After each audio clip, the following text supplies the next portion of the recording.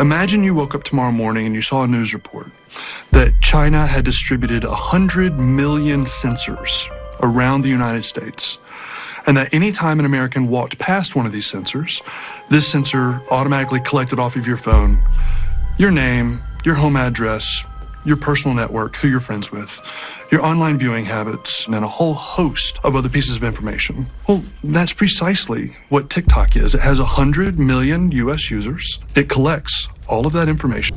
Why so many people seem to hate TikTok? It seems like a total unreasonable question, but if you do a quick Google on the topic, you will be flooded by hundreds of pages as results. But take a look closer, and most of them don't even know why they hate it, or simply hate it for peculiar reasons, such as the monotone voice of the AI text-to-speech, or simply join the masses of haters for the simple ego of being able to feel superior to TikTok users, since they believe that TikTok users aren't really creative, but we'll be diving more into this later. For now, after asking myself for millions of years, why so much hate over a seemingly simple social network app, like many others, I decided to gather all the bits of information I could find regarding TikTok that I believe can make part of the very reasons why some people or a group of people hate it. But before we get into it, I think it will be much better to understand its story, right?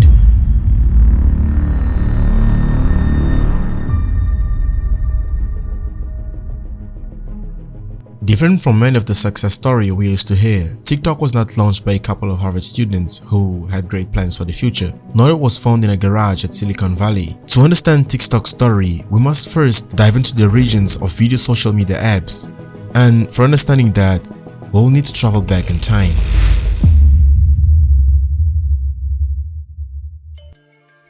It's 2012. Barack Obama was re-elected the President of the United States. Some people were expecting the end of the world, and technology was at its way to where it is today. And there were also some of the more expected releases like the iPhone 5, the Samsung Galaxy S3, and HTC One X. But the releases didn't stop there.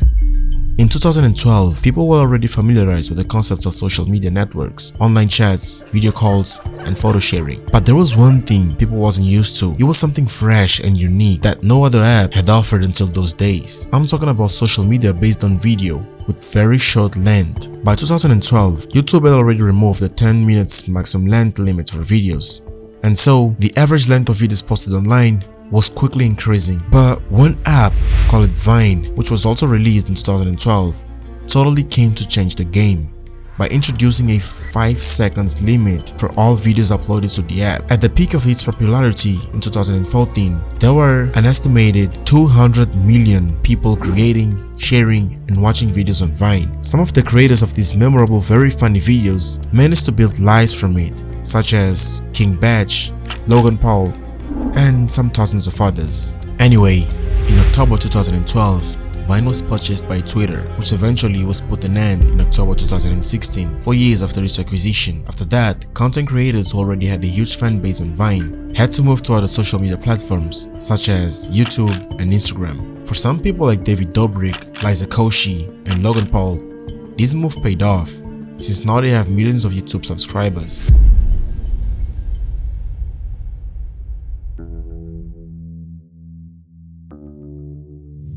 Since Vine's birth and unexpectedly death, short videos format's popularity gained a lot of attention by millions of users. By the year 2014, a social media app called Musical.ly became tremendously popular with the 13 to 18-year-old demographic. Musical.ly was invented in Shanghai, China by Alex Zhu and Lu Yuyang. The creator's idea was originally to make an educational app, but the idea came very close to failure. Musical.ly, which was originally called Cicada, started out as an app for sharing short-term educational videos, targeting a teenage audience. According to the founders, the app was scripted for failure, as potential users faced a tough time creating videos that were educational, entertaining, and short enough to fit the 3 to 5 minutes time frame. The app failed to attract users and creators. However, in July 2014, they rebranded Musical.ly. Videos were shortened to 15 seconds long, and the app gave users a huge database of songs, filters, and movie clips to lip sync to. The app's initial release was largely positive with good user retention numbers. However, Zhou and Yang discovered that videos being made in Musical.ly were being downloaded and shared on other social media platforms, but without any links or reference to their videos app. Consequently, they were unable to drive traffic to their platform, and the question they had in mind was how to solve this problem. After some time thinking and making some improvements to the app, an idea finally crossed their minds. They decided to add a watermark to all videos made on Musical.ly and keep allowing users to share the videos on other platforms, similar to the way TikTok users do with TikTok videos. And just by doing that, within 2 months, Musical.ly jumped to the top of the Apple App Store charts, where it will stay for endless amounts of months.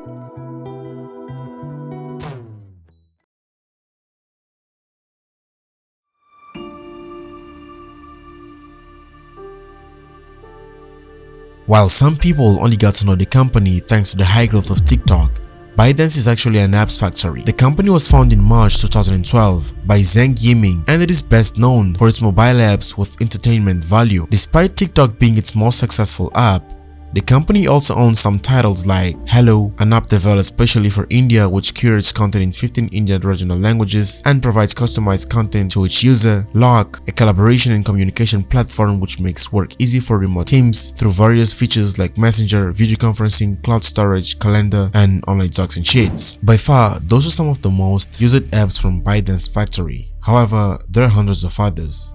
Right on its beginning in 2012, ByteDance had already developed 12 different apps, but this time, no one will ever imagine that the company will have such impact that it has today, not only in China where it was found, but in the entire world. And if you're a little bit informed, then you probably know that China operates in a kind of different internet from the rest of the world, making it extremely difficult for Chinese services to have success outside China. However, Zhang Yiming, the founder of the company, had dreams even bigger than the chances of being able to fulfill. Inspired by tech giants such as Steve Jobs, Yiming had big plans, actually bigger than his reality allowed. But one day, he saw the chances of this dream becoming reality. Now, if you feel like the video ended up straying from what was the main topic about why people hate TikTok, well, you're right. Because the story of TikTok's emergence is not like most social media networks, it cannot be told along a single thread. You must understand a little bit of each part in order to get the full story.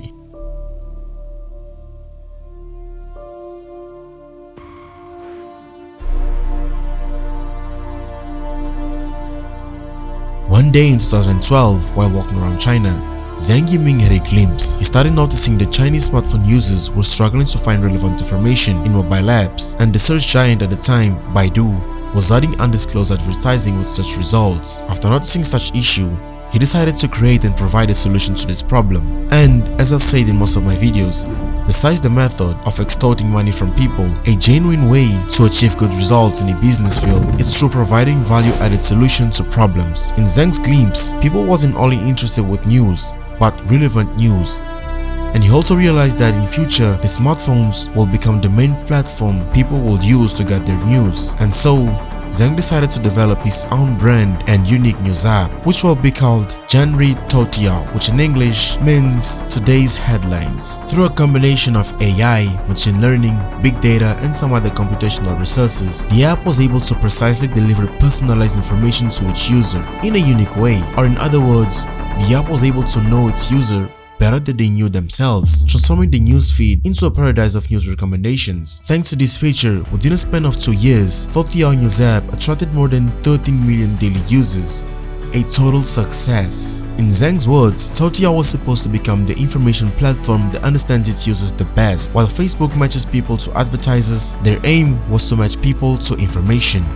And thanks to the powerful algorithm, Toutiao really could match people to information, and not only information, but relevant information in a unique way. But since the first always paves the way for the others, some other companies also got into the business, making the competition a little bit bigger than before. Therefore, Zhang Yiming realized that he needed to reinvent himself, otherwise he will be left behind. And here is where TikTok is born.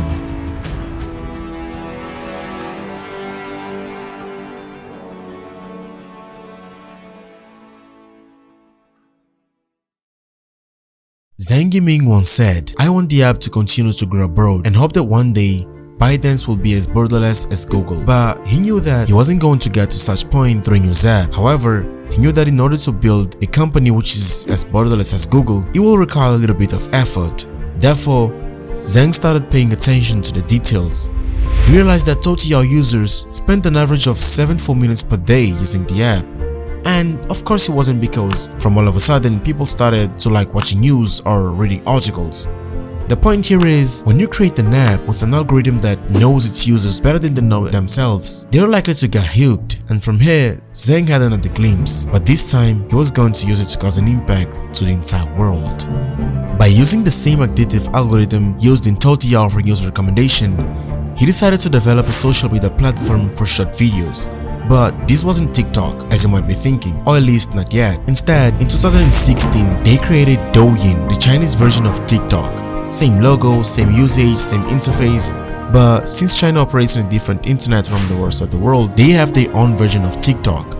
Which came first? Only in 2017, the international version of TikTok, the one we all use, was released. But despite this difference, the main thing that gives power to both was still present, which is the powerful algorithm. The same way Toutiao knows precisely information about its users, TikTok and Douyin have a high level of recommendation which keeps its users inside the app for countless long hours. With simple swipes, taps, and pauses, the powerful algorithm is able to recognize which are the topic that interests you the most. No need to follow or be followed by anyone. All you need to do is install the app, open it, and content is quickly shown to you. This feature alone already makes the app appealing, and to make things even better, remember the app we spoke about from 2014? Well, in 2017, ByteDance acquired Musical.ly, and later in 2018 merged Musical.ly with TikTok. This way allowing all users and creators from Musical.ly to have the same number of following and content created, but this time on TikTok. A huge step for ByteDance's success, since Musical.ly had already established a tremendously large base of users, some around 200 million users. And with some celebrities like Arnold Schwarzenegger joining TikTok and using the app, the momentum was simply unstoppable. In fact, TikTok's momentum remains unstoppable to these days, even representing itself as a strong and scary competitor for social media giants like Facebook and Instagram. But as you might know, there is no such thing as a success story, it only has a shiny and beautiful side. Diving a little bit into the rabbit hole, you'll find that all the beauty you saw or heard about TikTok was just the tip of the iceberg, and the other side that is hidden below is much more darker than you would have imagined.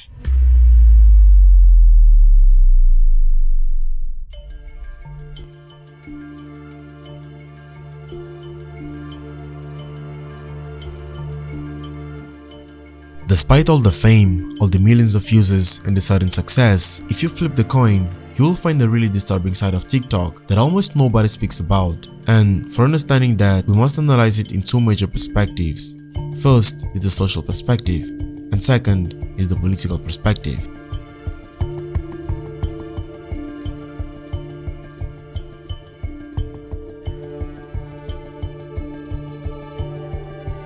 Never before has been so easy to become famous as it is today. You go to parties, restaurants, schools, hospitals, streets, everyone around is using TikTok. Everyone is neck banded to a smartphone screen, paying as much attention as possible for 15 seconds. Everyone is trying in every cause to become famous. And when it comes to TikTok, by posting a single 15-second videos during the night, there are some endless possibilities of waking up while racking up millions of followers in the next day. And as you might know, a big number of following in today's society can grant you numerous things: a job, a dream girl or boy, sponsorship, money. But there is also a problem brought by this instant become famous possibility. Since TikTok's videos are super short, in order to grab people's attention through the entire video, the creator must make sure that the first 2 seconds of the video are very catchy. Otherwise, the viewer will simply keep scrolling. And in order to fit your eyes' attention, many teenage girls, 14 average, go naked in front of their cameras, speak out some words, or use some sort of facial body language that needs no translation to discern the sexual context. The point is that with the new wave of becoming famous instantly brought by social media, and more recently by TikTok, people seem to be totally disconnected from moral and ethical values. It's okay that for some countries like the USA, Brazil, some European countries among others, appearing naked in front of a camera is not something new. We see it in TV shows, music, movies, almost everywhere. But there is a factor that differentiates the predominant nudity in TikTok from all other mentioned, which is the average age. On average, women who appear naked in our screens are at least 20 years old. However, when it comes to TikTok, the average age ranges from 12, which is pretty scary as well as dangerous. Since videos can have an extremely undetermined range, there is no way to know where the videos might end up. And yes, just like Reddit or any other social media network, there are also predators of minors on TikTok. These predators can convince minors to come to their dates, promising things like money, goods, or even insulting tags, since we're talking about 12-year-old girls here who barely understand the dangers. However, the evils do not end here. Another one in the million reasons why people hate TikTok is because of the lack of creativity that some, if not all, of TikTok creators have. In past, in order to become famous or celebrity, it was mandatory to have some sort of talent in some field, whether in music, dance, entrepreneurship, photography, among others. However, when it comes to TikTok, things are quite different here. No specific talent is required. In fact, you don't even need to be creative. All you need to do is pick up a viral topic, be it a song, a part of a movie, whatever. Open TikTok, make your own version, and bam, you're instantly famous. It doesn't matter if you're only in the podium for 3 days or a week, as long as you become famous. But the problem is that it seems like these days, people tend to confuse vulgar rather than famous or popular. It seems like TikTok users feel famous simply by having people speaking about them, no matter if the reason is good or bad. One great example of this case is the story of Only Jayus. In my past, I said disgusting things to people, and I am so ashamed of myself for using racist rhetoric, and I am so sorry to everyone, but especially to those in the black community, because only you guys can forgive me for this. One of the worst I've ever seen. She definitely took notes from the other crappy ones, is how a YouTube comment described Only Jayus' public apology following just one of her numerous different TikTok controversies. Anyway, I won't enter into details about this story. Making your own research will be a good idea. Complaints about TikTok go far beyond than you can imagine, from TikTokers' lack of creativity to TikTokers' fetishization of mothers, violations, or some other types of abnormal behaviors. So, as you can see, the way people is using TikTok is destroying the borders between what is normal and what's not. One can commit an assassination and TikTokers beg for his or her freedom from jail. One can punish an innocent animal for the sake of getting views or likes. And as weird as it may sound, some singers are being forced by their producers to create songs that can go viral on TikTok. But I won't develop this story so much. The question that remains blank is who to blame for this contradictory fact. Is it TikTok, the lack of strong policy? Is it the people?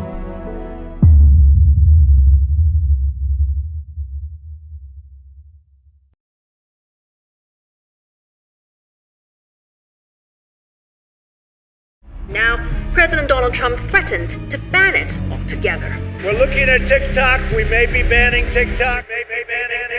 At the very beginning of it all, when everyone was enchanted with TikTok and its wonders, some countries like the USA thought about the possibility that TikTok was not just a simple short-term video sharing app, but actually a spy app posing as a social media network. Now, here's a great part from one of the videos that most inspired me while producing this video. This is why TikTok is now considered a cyber threat. And once again, it all comes back to the TikTok algorithm. Unlike Facebook, Netflix, Spotify, and YouTube, TikTok's algorithm goes one step further. Okay, has anyone else noticed that your For You page has been a little too accurate lately? It hasn't been things that I'll Google or I talk about. It's been thoughts. TikTok knows everything about us. But how does TikTok know which videos will addict you?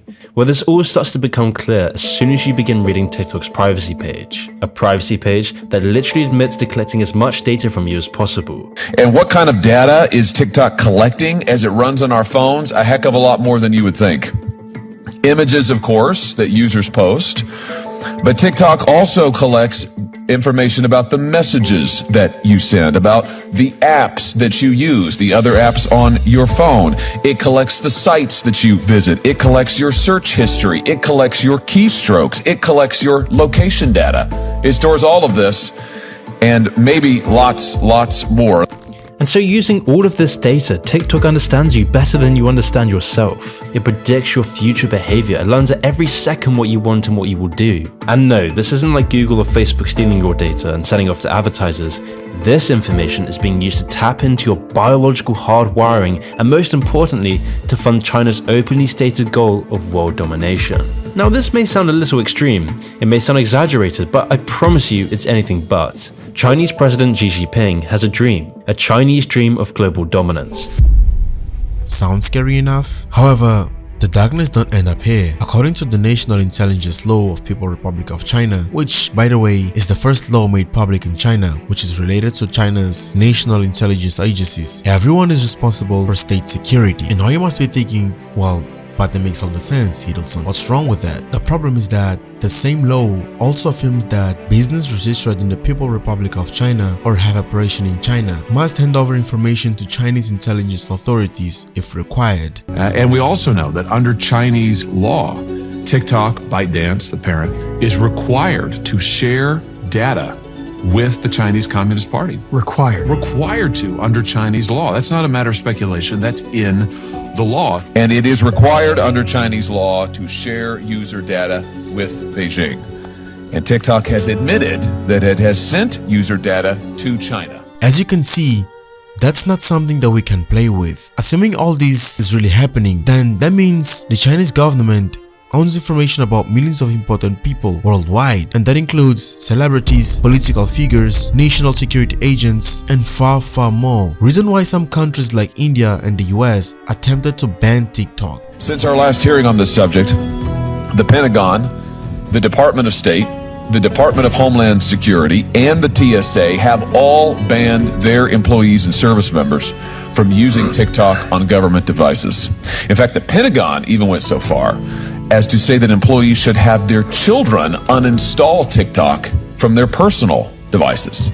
Now, while you might be thinking, man, they can take my data, I have nothing to hide, there is something that you should bear in mind, which is the fact that globalization doesn't occur in a single day or year. Your data in the Chinese government hands might not be important today, but may become important in some years, and the consequences might not only affect you as well as your network of contents. Also bear in mind that in today's society, the one who owns the best technology is the one who controls the entire world, and China is on top when it comes to technology and artificial intelligence. TikTok might be used for promoting funny videos or sexual content in the US and some other countries, but the Chinese government knows exactly what they want out of TikTok. Reason why the main difference between TikTok and Douyin is that Douyin has a session specially dedicated to promote the Chinese Communist Party. And well, besides technology and artificial intelligence, the other unique way to control the society is via controlling its culture, which is what the USA has been doing very well for years. Thanks to the globalization brought by the technology, we now dress like Americans, cut our hairs like Americans,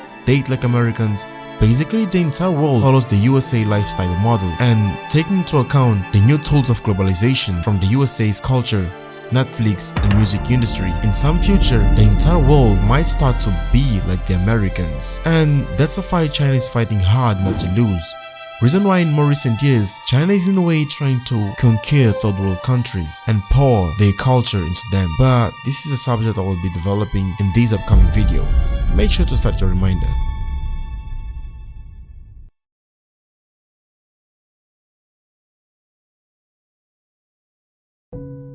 Well, beliefs are merely concepts, ideas, and thoughts that we regard as true. And no matter what are your or my beliefs, there is an identical group who believes the same. If you want to search for Flat Earth, you'll find a group. Queen Elizabeth is not human, you will absolutely find a group. This channel deserves millions of subscribers. Well, be part of the group by subscribing. The point is, while we are free to question and investigate our beliefs, a very few amount of people really do it. Instead, we seek to ratify them through a collective group thinking. Now, cast your mind back to the beginning of the video.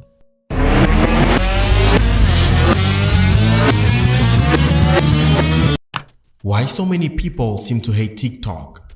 It seems like a total unreasonable question, but if you do a quick Google on the topic, you will be flooded by hundreds of pages as results.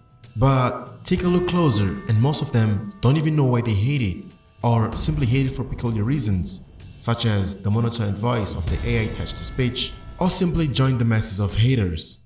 What you've just watched in this video is my personal opinion as to how TikTok is changing today's society and why so many people hate it. Sure, there are some hundreds of other reasons, but until I find another one, this remains my scope of view on it. Now, let it be clear that I'm not assuming that TikTok is bad. I'm absolutely sure that there are people out there who are using TikTok for very good reasons. Maybe helping others, maybe showing off some tips or how-to videos. But there are also some predators, some sick people, or some crazy brain guys. So in the end, the way you use TikTok is what determines whether TikTok is bad or good. This is the end of the video, and I really hope you got something out of it. Leave your like if you enjoyed the video. Leave it blank if you didn't like. Unfortunately, YouTube has removed the dislike button, so now you must share this video to your social media like Facebook or Instagram so that people can dislike from there. Remember that Mr. Beast and James Johnny are already subscribed, so you might want to subscribe as well. Well, with nothing else to say, as always, wish you a really great day, and I'll see you in another video.